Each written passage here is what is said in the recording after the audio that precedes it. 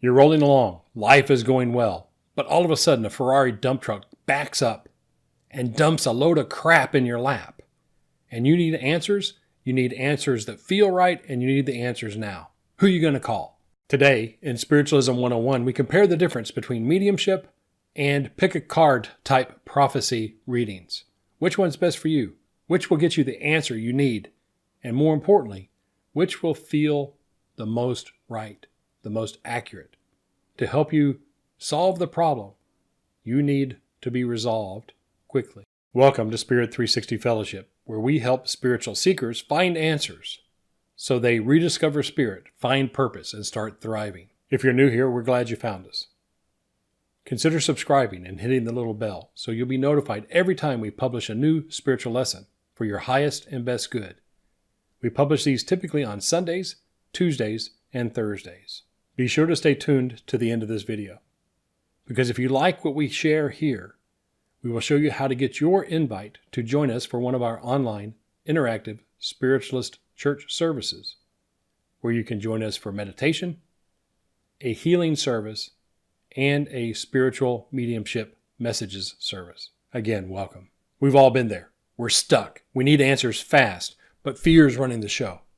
We need to be able to quiet our mind, make a solid decision, and the decision that's right for us. But it seems the cards are stacked against us. It seems that life is not wanting to agree with the plans we make, with our intentions, what we want to do. When this happens, many old souls, empaths, and highly sensitive people turn for spiritual guidance. They'll look for a mediumship reading, or a pick-a-card prophecy reading, a tarot reading, a psychic reading. Any type of reading to get the answers they need right now. But which is best? Which one will inform you as to the best decision you can make right now to bring about the life you want? Or said differently, create good karma, positive consequences that support what you want to bring about this lifetime. The answer may surprise you. The surest answer is to learn how to develop your intuition and your mediumship yourself, so you know and know that you know without any doubt, without any reservation, what your next step should be and where it will take you. But most people I've met haven't developed that level of control yet, that ability to know and know that they know. It's very easy for them to practice their skills and help other people. But when it comes right down to it, to help themselves, to practice what they preach, they can't do it. So the first option, learn how to be your own medium, your own psychic, your own spiritual guidance reader. If that's something that interests you, find the link down in the description. We can help you do that. Every time I have this conversation, I'm reminded of the Chinese proverb. The best time to plant a tree was 20 years ago. The next best time, today. So if you didn't plant your tree 20 years ago and you need help today, you turn to some type of spiritual guidance. There's so many things out there now about spiritual guidance. Which one's right? Well, let me share with you a little bit about how all this stuff works. We teach that all mediums are psychic, but not all psychics are mediums. But what does that mean? It means that you have two aspects to your spiritual awareness. The first aspect is ESP, extrasensory perception, information that comes from your own spirit self, the spirit you, the part of you that lives beyond the death of this physical body. But then there's also information that comes from our spirit guides and teachers. Mediumship is your ability to communicate with your spirit guides and teachers on command in an accurate, verifiable way to get the information that they are willing and can share with you. But see, spirit won't live your life for you. Spirit won't give you all the answers. If you're looking for that, you're not turning to the right place for spirit. You know, there's a carryover about this whole concept of a higher power, this whole concept of a God that's got your back, the universe that has your back. But that's really your own spirit self, your own divinity, the oneness within you that connects you with all others. Our spirit guides and teachers are governed by the law of non-interference. And what that means is they cannot deliberately do anything to help us change our mind, violate our free will and our free choice, our ability to be responsible for our own life. That's both good news and bad news. The good news is They're friends, trusted advisors, and there to help you any way they can. The bad news is some of the dilemmas and problems we find ourselves backed into, they can't help us fix. They can't help us resolve. It would be against the primary objective of non-interference. That's why it's imperative for us to develop our own ESP skills. ESP skills are psychic and intuitive knowings that have nothing to do with spirit guides and teachers, but our own spirit, our own spiritual awareness, our own divinity or God within, that part of us that connects with everything else in the universe, that part of us that lives beyond the death of this body. All of that is the background, the context for what I'm about to share with you. You see, a pick-a-card prophet or a medium are both able to provide information that allows you, if you're ready to hear it, to find the truth you're seeking. Many times, the teacher shows up when the student is ready to hear. If you're ready to hear the message that is being delivered, virtually any source of information can help you have that breakthrough, that blinding flash of the obvious, or a BFO, to make the decision that feels right. However, most of the time, we're trapped in fear, worry, concern. And fear is the only thing that can block our psychic abilities. And that psychic ability is either our ESP, our own intuitive knowing, or our connection with our spirit guides and teachers. Fear just blocks that completely. When we turn to a reader to get information, it's imperative to know that what they are saying can be used, regardless of the accuracy, to help you make the decision. And this is the hardest part for me to convey. You are responsible for the reading you receive. You're responsible for every aspect of your life. If it feels right, if it rings true, it probably is. If it doesn't ring true, if it doesn't feel right, then you haven't heard things properly, or you heard information that's not accurate. How do you know the difference? That's the million-dollar question, isn't it? If fear is running the show, you're not going to know which is accurate. So what you need to do is record the message, write the message down, whether it's from a medium or a pick-a-card prophet, and sleep on it. Allow yourself to weigh the information when you're quiet, when fear is at its least. But how do tarot card readings and pick-a-card readings work? They work this way. The card that is selected, or the spread that is laid out, serve as a focal point, a point of focus for the reader to direct their attention toward as a way to access their intuitive knowing, or in some cases, their spirit guides and teachers. Most of the people who do the readings don't have an idea or a knowing or a source or a sense of where the information is coming from. They just know the information is there. And over the years, they've learned that they're pretty damn good at predicting and interpreting and focusing on the information to present it to the person being read for in a way that makes a difference in their life. The better the reader, the more accurate they are in presenting the information to the person being read for in a way that matters. In many ways, a tarot card reading or a pick-a-card reading is just like getting a fortune cookie. It's random information that you receive that you're ready to hear that allows you to access some part of your knowing, your own intuitive self, your own subconscious self, your own thinking process that you recognize and are willing to accept. Just like an astrological reading. An astrological reading presents a context for your day. Many times they're deadly accurate. Many times they're way off base. But you find what you're looking for, don't you? The same thing happens when you're with any type of reader, any type of reading. The information that's presented to you is received by you, interpreted by you, implemented and executed by you, but only to the level of your willingness to be open to the information. In my experience, most tarot card and pick-a-card readers are more on the ESP side. I've seen a few that have a teacher whispering into their ear information they want to be conveyed. But when you ask them where the information is coming from, they believe it's coming from the card. from the random access information of the universe or God or some other divinity pointing you in the right direction. Whereas the divinity is coming from them. The divinity is coming from you. And your openness to hearing and receiving the information is what matters most. Your other option is a mediumship reading. And what about a mediumship reading?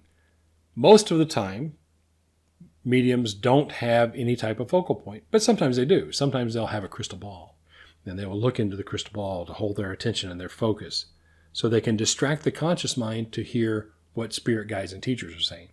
However, as I mentioned earlier, spirit guides and teachers won't always answer every question. There are certain things spirit will not answer for you. They won't answer whether or not you should take the job. They won't answer if you should marry this person. Spirit guides and teachers won't tell you if your boyfriend or girlfriend is cheating on you, if your boss is a jerk, or if this really is the right place for you to live. They will allude to it, they will point to it, they will give you clues to it, but they can't answer yes or no, definitive, tell you how to live your life type answers. But what they can, will, and do answer, you usually can take to the bank because they have a sense of the future. A sense of that foreshadowing of what the future holds that is very difficult to perceive when you're in a physical body. Possible, but difficult. For the information that they will not answer, your medium has to be able to connect with their own intuitive knowing, which means they have to be able to detach from their own opinion, their own thoughts, their own beliefs, personal truths, worldview, and mindset to touch into the vibratory rate of you, what you're asking for in the future, and repeat what they get as a perception or as a feeling. To recap, mediumship involves the clairs: clairvoyance, clairaudience, clairsentience, clairsmelliance, and clairtastience. And I know I should know the names of those, but very few of my teachers work that way. And when they do, it's remarkable, but usually for my own personal benefit, not the person I'm reading for. So you've got the clairs, a way to communicate with your spirit guides and teachers using the spiritual or psychic equivalents of your physical senses, plus a couple of other senses that aren't necessarily physical, but they're there and hard to put your finger on. So you get a mediumship reading and you can talk to your spirit guides and teachers, typically through the medium's spirit guides and teachers. They have a little powwow and they give the medium the information and they give you the answers you need or ask.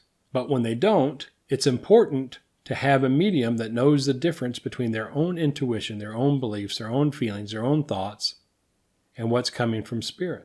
This is important because the source of the information matters, if for anything else, from the integrity of the person doing the reading. If they can't tell you exactly with whom they are speaking or from where the information is coming from, then they've got some more development to do, in my opinion. One of the telltale signs about whether or not the person you are getting a reading from is the best person for you, in my opinion, is whether this person can do their own readings for themselves. To recap, mediumship is communicating with a discarnate spirit entity, whether it's a spirit guide and teacher or one of your family or loved ones on the other side. ESP is connecting with our own spirit self. That's why we say we help you rediscover spirit at Spirit360 Fellowship, because when you connect with your own spirit, you have direct access to your own intuition, your own ESP. From there, once you have accurate control over your own ability to perceive those things that are from the spiritual and psychic senses, then you can open the door to your spirit guides and teachers. Which type of reading is better? Whichever you've got access to. You can find spiritual answers. You can find the truth. You can find your next step in virtually anything because the power lies with you. The responsibility lies with you. The answers are within you. All readings do is help you access the information that you already know in a way that you can execute and take action on that information. I've never met someone who was totally 100% blindsided by anything in life if they were willing to tell the truth to themselves. I can only think of a few exceptions to people being fully aware of what they're doing and really what they should be doing. And that's people who have mental illness and people who are under the influence of drugs or alcohol. Once your awareness is impaired, whether it's a medical issue or a substance abuse issue, all bets are off. You're dealing in the realm of the physical world, your physical body, your physical brain, and a chemical interaction with your reasoning and thinking and consciousness processes. However, if you are lucid, if you're not under the influence of any substance, I've met very few people who, when they really get down to the bottom line truth, didn't ignore something that they knew to be true. And that's a harsh reality that we all have to be responsible for. Well, after that dose of reality, if you're still here, tell me about your favorite type of reading. Go down in the comments, leave us a comment. Let's start a conversation about readings, information, what works, what doesn't work, and what you enjoy most. One of the things I enjoy most is learning how other people perceive their awareness, their psychic abilities, their intuitive abilities, their knowing, their perceptions. Each one of us have our own take on it. Each one of us is as unique as our fingerprints. And you have your own way that will work for you, your own individual, personal way of accessing your information. So there's not a set formula of how and what you need to do. There's only a prescribed way to do it. If you're going to play a piano, we can teach you the chords, but you have to do the practice. We can teach you how to read music, but then you have to interpret the music. As psychics and mediums and healers, we can show you all of the ways the information is presented, how to access your intuition, how to project healing energy, how to quiet your mind to tune in to your spirit guides and teachers. But how you use that information is uniquely yours and yours alone. That's why I'm the Stoic medium, because I'm very grounded in the realities of the three-dimensional world of rational thinking and logical discourse. At the same time, I'm spiritual AF. And if you don't know what AF is, ask me in the comments. Walking the line between Stoicism and spiritualism has been an interesting journey. Applying scientific methodology to help people develop their spiritual growth practices, their spiritual development, is a very interesting way to go. Most people don't do that. Most people are not logical and rational in their discourse, in their development, in their training. But once you decide to follow this path, if you want to know and know that you know, and be absolutely certain that you're training yourself the best way possible, consider what we have to offer. Again, I remind you, the only way you're going to know and know for sure whether your reader is authentically connected with spirit or their own intuition is to learn to do it yourself. Then you can see exactly what's going on with them. You're responsible for the readings you receive, the information you receive. Just like if you were to watch one of the pick-a-reader readings or pick-a-tarot card readings or online horoscopes, you're responsible for applying that information to your life for your highest and best good. As long as you don't harm anyone else and you don't harm yourself, you're on the right path. As long as you're here on this side still breathing. So enjoy the journey. Learn what you can. Become responsible for your own health, happiness, and wellness. To get your invite to join us at one of our live interactive online spiritualist church services, where we meditate, conduct a healing service, and conduct also a spiritualist medium messages service, go to Spirit360.org. Fill out the form and you'll get information on how you can.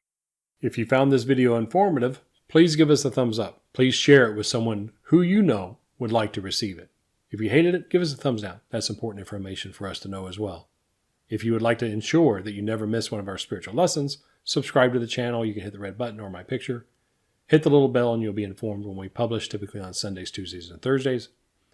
And lastly, below my picture, you'll find what I recommend you watch next. It's an introduction to our Spiritualism Made Simple classes to see if you're ready to learn what we have to share for your highest and best good, so you accomplish what you intended to accomplish this lifetime.